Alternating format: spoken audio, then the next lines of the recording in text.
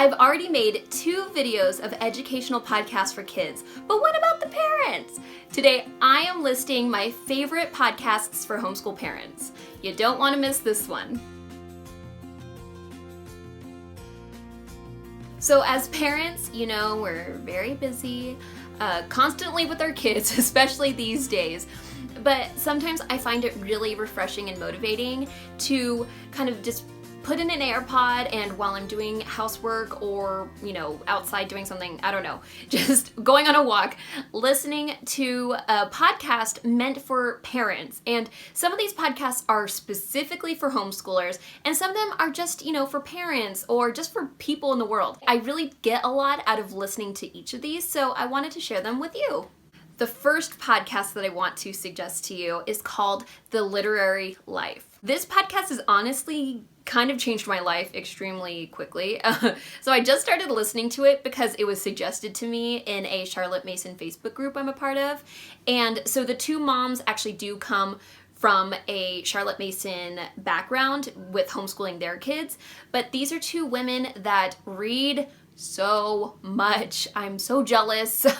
Wish I could fit in the time, but they read a lot and then they talk about what they've been reading on the podcast. So it's not so unstructured as that.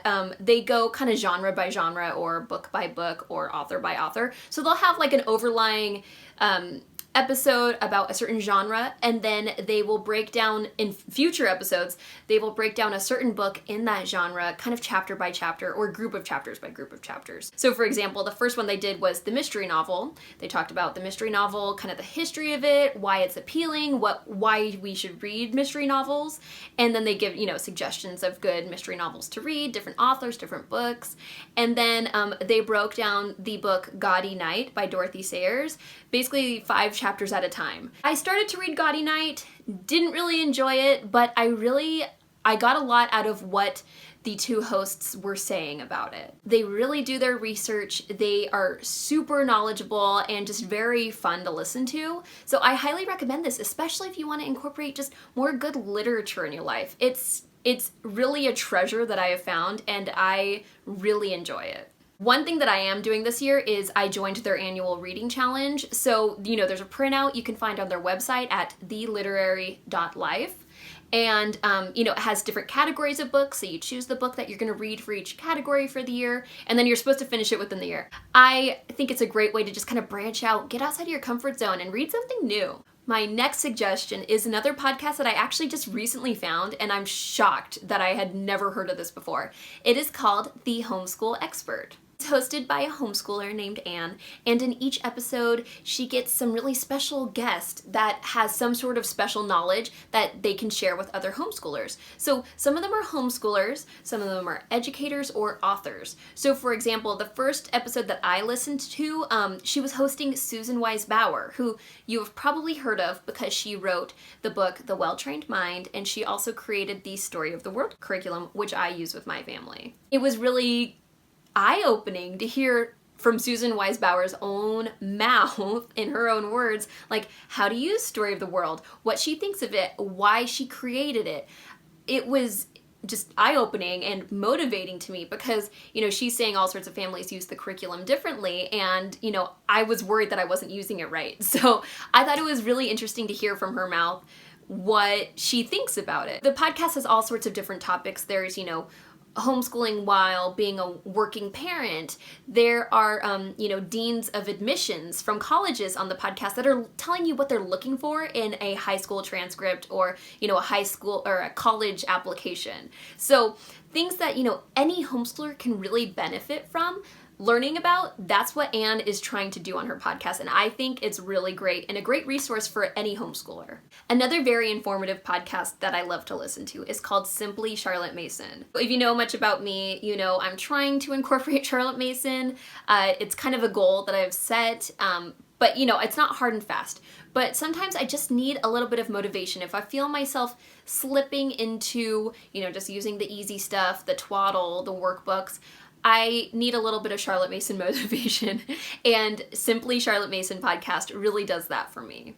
It's hosted by Sonia Schaefer, who's like a Charlotte Mason expert, and the episodes are really short, which is my one complaint, because I wish they were longer. I could listen to her talk about Charlotte Mason all day long. Each episode has a very specific focus, so it could be a book of centuries, it could be how to get your kids motivated, it could be how to incorporate nature study. So every episode is very focused.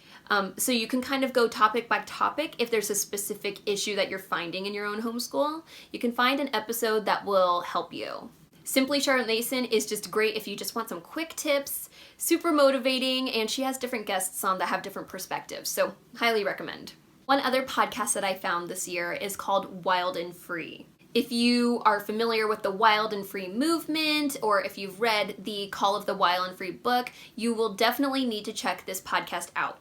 But honestly, what I like about the whole Wild and Free concept is that anyone from any background, from any city, with any homeschool method can really benefit from the whole concept of wild and free. So it's all about, letting your kids explore, letting them play, how to keep your kids just really learning for life, as our YouTube channel suggests. Just making sure that learning is engaging for your kids, but also not shoving anything down their throats. It incorporates a lot of outdoor time or just, independent play. So I really like that aspect of it. And so this podcast is hosted by Ainsley, who wrote the Call of the Wild and Free book and kind of started this whole wild and free movement. So I highly recommend it if you're just looking for ways to kind of just get out of a rut. In homeschool, sometimes we get stuck in a rut, or we don't know how to let our kids let loose. I don't know if that makes sense to you, but I find us kind of getting stuck in certain places, and I think that this podcast is really great just to kind of open your mind and, remind yourself that you're doing great, and sometimes your kids just need to go play. So it's just kind of one of those good reminders. So I recommend if you're using any homeschool method, check out this podcast. I think that anyone could get something out of it. And like I said, the host has written a book called The Call of the Wild and Free. So I'll post a link below because I think that is also a really good resource, especially for beginning homeschoolers. One other podcast I wanted to mention is called Simple Farmhouse Life. This podcast is not specifically for homeschoolers. It's more of a lifestyle podcast. But I think that it's worth mentioning because it's hosted by a woman named Lisa, who runs the Farmhouse on Boone blog and Instagram. She's very successful doing all of that. So she works, and she and her husband are home and homeschooling the kids, and they live on this beautiful acreage, and they have a beautiful farmhouse. But they homeschool the kids. They're working. They're trying to balance all this too. So I think it's kind of good to listen to her talk about this sometimes.